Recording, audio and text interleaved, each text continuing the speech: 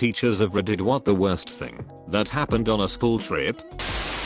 This happened just the other week.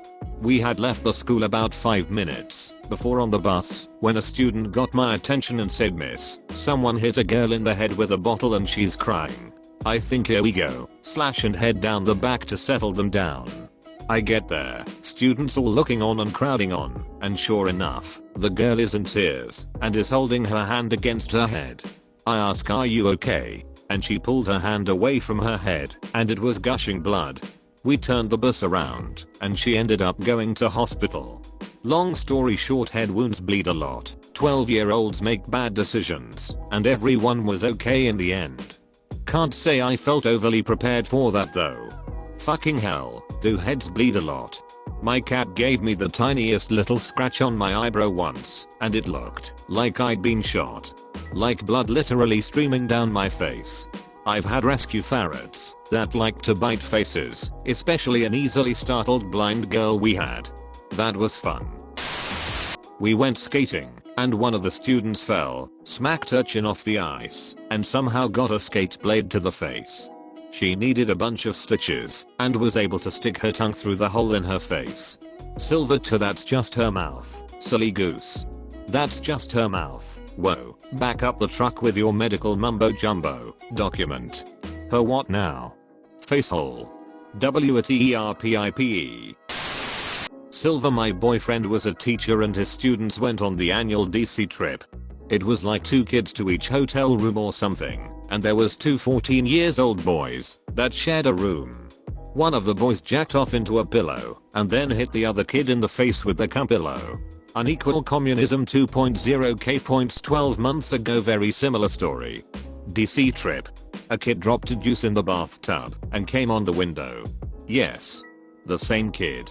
Less of a story and more of a fact. Gotta love 8th graders. Silver, wow, they learn to be citizens of DC fast. A talent only a true warrior can have. Former assistant teacher here. We were on a 6th grade field trip to the Franklin Institute in Philadelphia. Cool place.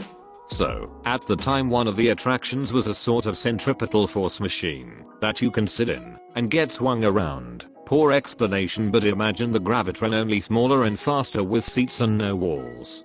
I googled it, but can't find the ride, guessing it was swapped out for something else. Well, one dumbass kid thought it'd be funny to show off and see what happens when you undo your seatbelt while riding.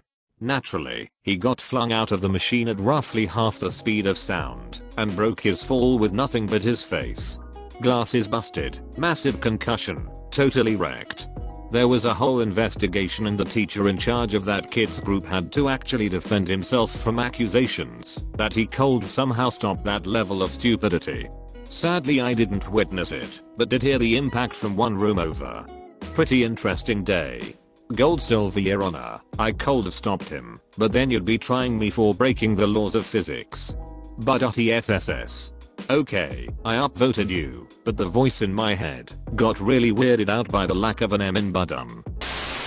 I was a new teacher when the whole grade went on a field trip during the first week of school. In fact, I was so new that nobody, not even my colleagues, noticed that I wasn't on the bus. So it left without me. Fortunately, the destination was only about 15 minutes away, so it wasn't a big deal for me to jump in my car and follow the bus there. Probably cold went for coffee and said you were there the whole time. Could have just not gone and said nobody noticed you were there. First assignment for students. What did you learn while on the trip? Read them all in case another faculty member asks how the trip was. Kids were going to a conference for a leadership/service oriented club. They got brought home early because a chaperone found an orgy in one of the rooms that had been pre-planned in a group chat that almost all of the kids on the trip were in. That was a shitstorm. Imagine being the one kid not invited. Remember being the kid not invited? I never heard of any orgies in high school. Was I the one that wasn't invited? They were on the band bus. If you weren't in band, well, white are you? I was in band. Are you sure it is not a repressed memory or something? /s. I went on a class trip as chaperone to a science center. I was in charge of a group of 8 boys. One of them goes missing. I ask the others where he went, and they don't know either. He's missing for about 10 minutes until a security guard from the center comes up to me with him. The guy asks, "Is he one of yours?" and tells this kid to open his backpack. When I say yes. Probably $200 worth of stolen stuff in there. He spent the rest of the trip right next to me. Did he rob the gift shop or something?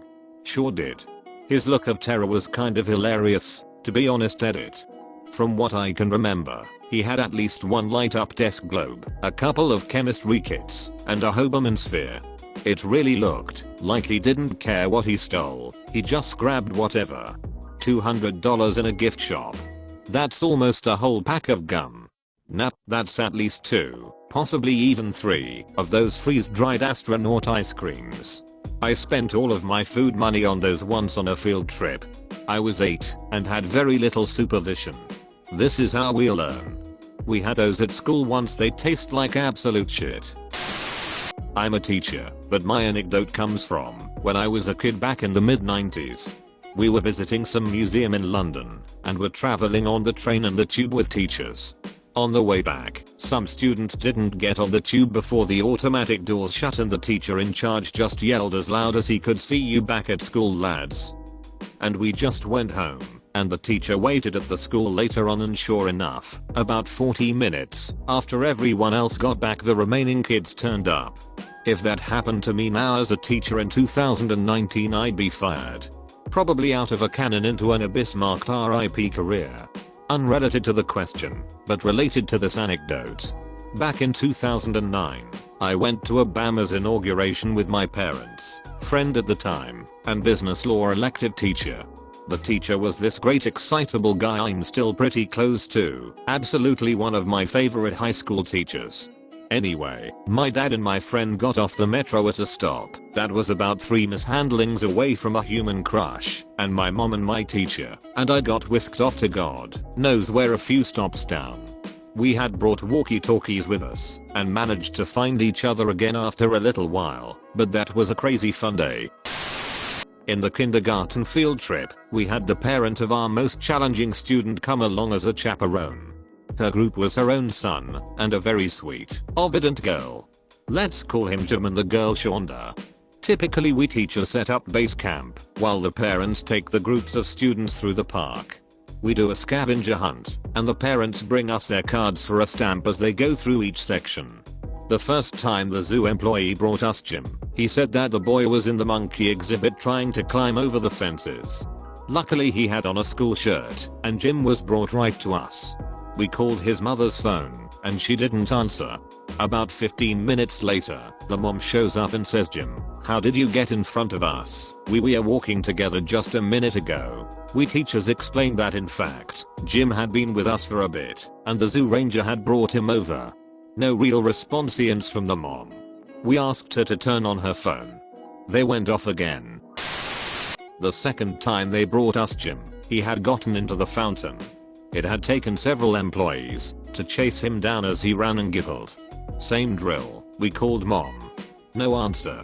Jim was sopping wet with gross fountain water. He did not seem too concerned. The mom did not show up for 45 minutes. Again she said, "Jim, how did you get in front of us? We were walking together just a minute ago." This time I was watching Shonda. The look on that little girl's face said it all. Total amazement that an adult was lying. They went off again to walk to the picnic area. Yes. The third time the zoo brought back little Jim, it was with a police officer. Apparently, the zoo was watching the cameras, and the minute the mom was out of sight, she let go of Jim and basically ditched him. The mom got a citation for failure to maintain responsibility for her child and a 1-year ban from the zoo. The police officer accompanied her and Jim back to the buses and waited with them until it was time to leave. They did not participate in the picnic. Shonda had the best moral to the story. No wonder he is so bad. His mama won't even keep him safe when there is a tiger around. He is now a very troubled 4th grader. He doesn't get to go on field trips without one-on-one support from a school staff member. Did anyone call CPS? I feel like ditching your kindergarten-aged son at the zoo and letting him misbehave to the point where he gets dragged back to supervision 3 separate times might be worth contacting someone about. Yes. I don't have the details of that. Basically, he is clean, well dressed, and fed. No evidence of physical or sexual abuse. CPS made her and the father take a parenting class. We had to take a parenting class when we were in the process of getting custody of my husband's little sisters. The bar is really low. Some of the main points I remember were refrigerate milk and meat. Try to find some form of discipline that doesn't involve hitting your kids. This one seemed to really confuse most of the parents, and how to talk to / soothe your child when they are upset. That one got a lot of blank looks too. Regular meals. Don't be a Disneyland dad. Try to provide adequate seasonal clothing. During a break, the instructor came over to us wanting to know why we were even there. I explained it was a custody thing. But some of the other parents there. Damn. When we talked about grounding for discipline, making your kid a cup of tea, and sitting and talking with them, brushing their hair, because it can be soothing, including them in the grocery shopping, and helping them learn cooking skills, people were looking at us like we were insane. Some of them were glaring. I had no idea there were so many kids growing up in homes where nobody knew how to look after small humans. Open bracket. I took 3 classes of 6th graders, age 11 to 12, to visit the Los Angeles County Museum of Art.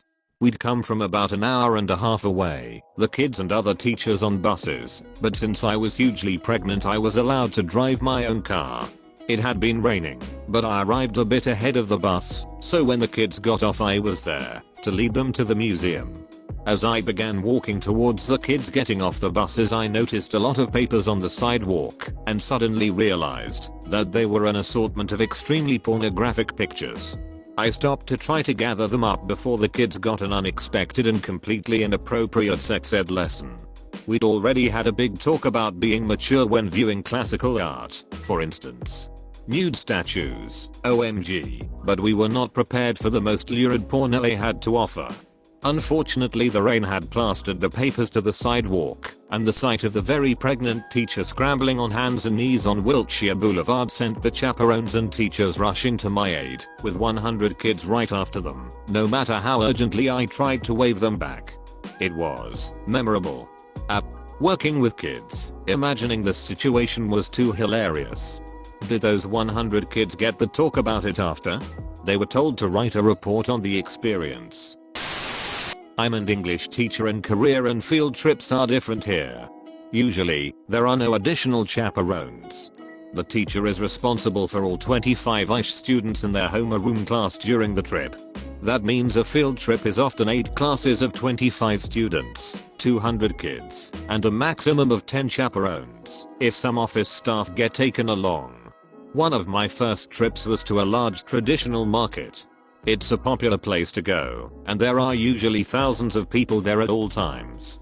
Our buses arrived, and we all piled off in the parking lot. The kids were told via megaphone, "Be back here in 1 hour." Go, and all 200 of them scattered into the crowds and tents, while most of the teachers got back onto the buses to have coffee. Surprisingly, 99% of the kids were back on the buses when they were supposed to be. However, a good number had board small hamsters, turtles, or goldfish. 2 weeks later I couldn't find a single kid whose spontaneous pet was still alive. What happened with the 1% of students who weren't back in time? Most of them showed up on their own less than 10 minutes late. There was just one straggler that they had to call over the loudspeakers because he didn't answer his cell phone. He had been distracted by some food stalls. He was generally mischief anyways and we all kinda expected him not to come back without hassle.